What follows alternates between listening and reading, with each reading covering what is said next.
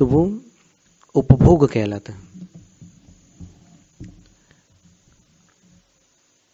फिर 5 श्रेणी बताई अभक्ष की, कि खाने पीने की जो सामग्री होती है उसमें 5 प्रकार की ऐसी वस्तुएं हैं जो छोड़ने योग्य है। तो एक तो त्रसघात, मतलब ऐसी भोजन सामग्री जिसमें त्रस जीवों का घात हुआ है, उसका सेवन नहीं करना। तो वो कौन सी सामग्री है? तो बोले मांस और शहद, हनी और मीट। अब मीट में एग्स वगैरह सब आ जाते, फिशेस और बाकी लॉबस्टर्स वगैरह सब आ जाता है। फिर नशे से बचने के लिए शराब और अन्य नशीली वस्तुएं, उनका त्याग करना है। ये दूसरी श्रेणी का अभक्ष हुआ। अब जिन्होंने जिनेंद्र भगवान को ही रक्षक माना है, उनकी शरण में आए हैं, उनके लिए ये त्याग जरूरी है 3 का, मदिरा, मांस और मधु, इन 3 का त्याग अनिवार्य है। फिर बोलते हैं बहुघात, मतलब आप अब ठीक है, त्रस हिंसा से तो आप हो गए दूर, लेकिन अब स्थावर हिंसा में भी जहां बहुघात होता है, अनंतकाय वनस्पति का सेवन नहीं करना है। अनंतकाय में क्या होता है कि एक वनस्पति में अनंत वनस्पति का एक जीव रहते हैं, जिसको प्रतिष्ठित सप्रतिष्ठित वनस्पति कहते हैं, उसका त्याग करना है। जैसे गीली अदरक कह रहे हैं आचार्य महाराज, तो गीली अदरक ऐसी कि जिसमें यानी रेशे तक नहीं पड़े हैं। अदरक मीन्स जिंजर, और उसको ऐसे तोड़ो तो एकदम ऐसे 2 कटे हुए पीसेस जैसे दिखते हैं।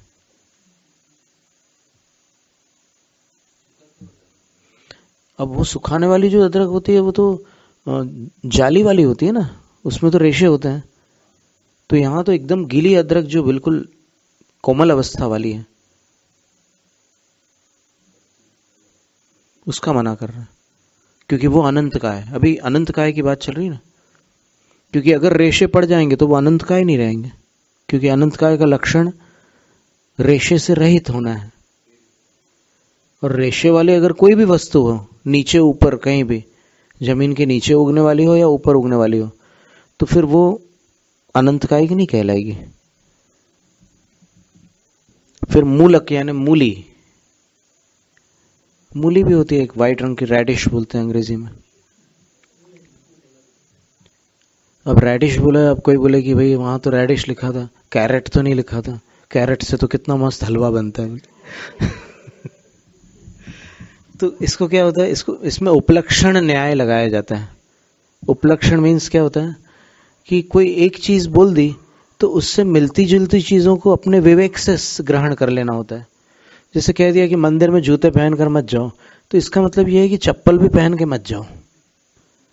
अब आप ये कहो कि भाई उसने तो जूते की मना करी है तो चप्पल की थोड़ी मना करी है, ऐसा नहीं होता। तो उससे मिलती जुलती चीजों का भी साथ में त्याग होता है। तो रेडिश के साथ में कैरेट्स भी ले लेना। और फिर देखिए, अब कुसुम पुष्प का नाम आचार्य महाराज ने भोग परिमाण में पहली बार लिया था।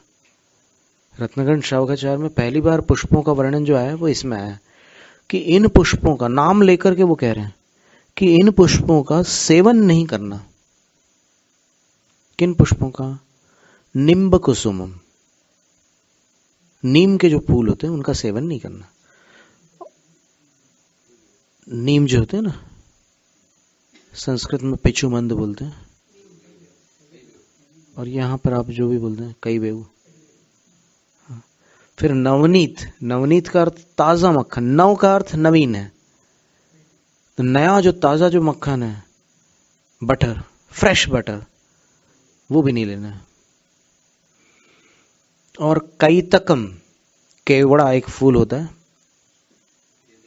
केतकी, तो वो केतकी का सेवन नहीं करना आपको।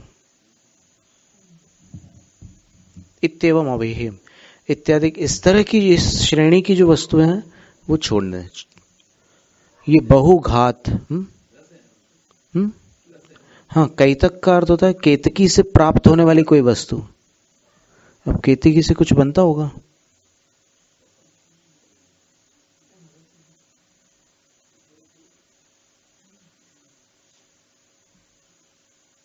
अब अनुवाद में लिख दिया है कि नीम, नीम के फूल, उपलक्षण से सभी प्रकार के फूल, ये थोड़ा अतिरेक हो गया। क्या होता है कि सभी प्रकार के फूल जो है वो अभक्ष नहीं होते हैं। जो आचार्य कह रहे हैं उतना ही लेना है अपने को, क्योंकि गुलकंद जो है, गुलाब की फूल की पंखुड़ियां जो होती है वो औषध का काम करती है। और जिन साधुओं को मुंह में छाले वगैरह पड़ते हैं ना, वो गुलकंद अगर 2 बार ले ले 2 दिन के लिए, और व्यवस्थित बना हुआ गुलकंद एकदम प्रारंभ में ले ले, तो फिर उनके शरीर की गर्मी शांत हो जाती है और छाले पड़ना बंद हो जाते हैं।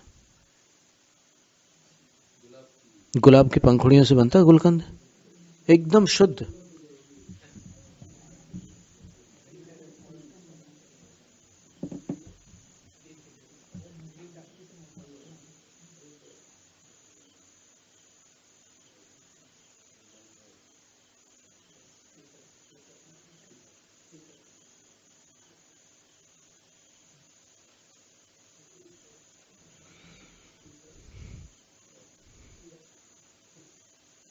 तो उसमें क्या है कि अपने को इस श्रेणी के लेने होंगे, क्योंकि इत्येवम लिखा है यहां पर। इत्येवम यानी ऐसे वाले, इस प्रकार के। तो जो इस प्रकार के नहीं है, अन्य प्रकार के हैं, उनको इसमें सम्मिलित नहीं करना है। उन्होंने, पंडित जी ने उपलक्षण से सभी प्रकार के ले लिया, पर यहां पर सब प्रकार के नहीं ले सकते, क्योंकि इत्येवम शब्द आया है। इत्येवम शब्द से आचार्य महाराज ने यह सूचित किया है, नहीं तो फिर वो इतना नहीं लिख सकते थे कि आचार्य जी कि सर्वाणी पुष्पाणी, क्या इतना उनको लिखना नहीं आता था क्या संस्कृत में? बड़ी आसानी से लिख सकते थे। उनने नाम लेकर स्पेसिफाई किया है, विशेषित किया है कि इन श्रेणी के पुष्पों का सेवन नहीं करना है। इतनी बात है।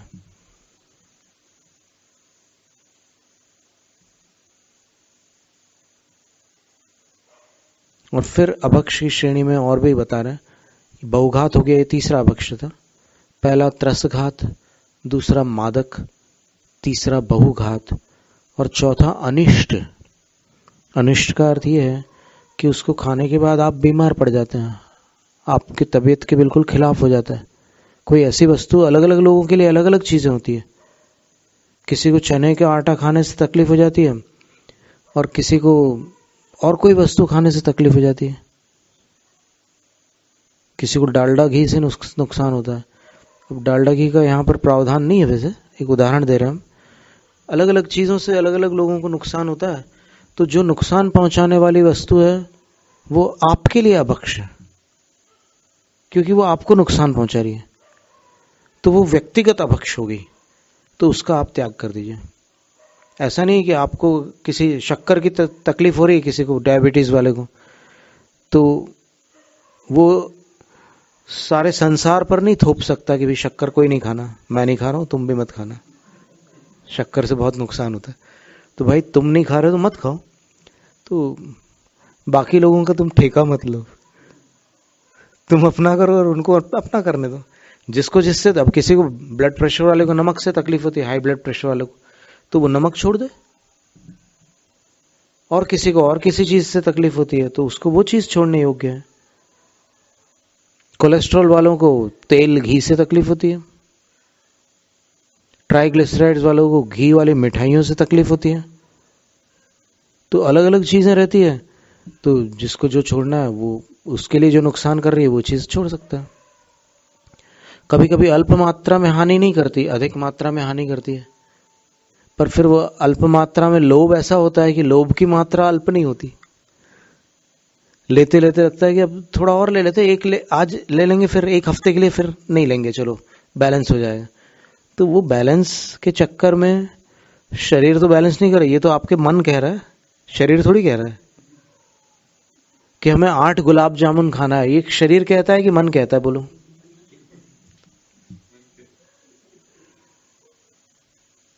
तो ये आचार्य कह रहे हैं कि इसका सेवन छोड़ दें। और फिर एक बात और कह रहे हैं, अनुपसेव्य, जिसका सेवन कुलीन जन नहीं करते, अच्छे कुल में उत्पन्न होने वाले लोग जिसका सेवन नहीं करते, उसका सेवन न करें। नीति वाक्यामृत में लिखा है कि लहसुन प्याज का सेवन नहीं करते कुलीन जन, उसका सेवन त्रिवर्ण में नहीं होता है, बोले नीति वाक्यामृत में लिखा है, ब्राह्मण क्षत्रिय और वैश्य ये प्याज और लहसुन का सेवन नहीं करते। इसका अर्थ ये हुआ, यानी ऑनियंस और गार्लिक इसका सेवन नहीं करते। भले हार्ट के लिए गार्लिक काम की चीज हो, पर हार्ट के लिए और दूसरी दवाइयां भी बहुत सारी आयुर्वेद में आती है। अकेले एक गार्लिक के भरोसे थोड़ी पड़े रहते, पूरी संसार थोड़ी चलता है गार्लिक से। तो वहां ये लिखा है, 1000 साल पुराना ग्रंथ है, उसमें लिखा है कि ब्राह्मण क्षत्रिय और वैश्य ये इन चीजों का सेवन नहीं करते।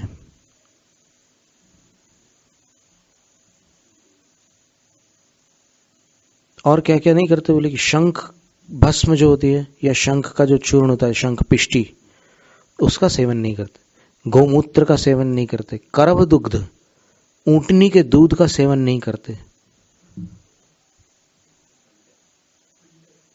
इस तरह की और भी कोई वस्तुएं हैं जो सेवन के योग्य नहीं होती।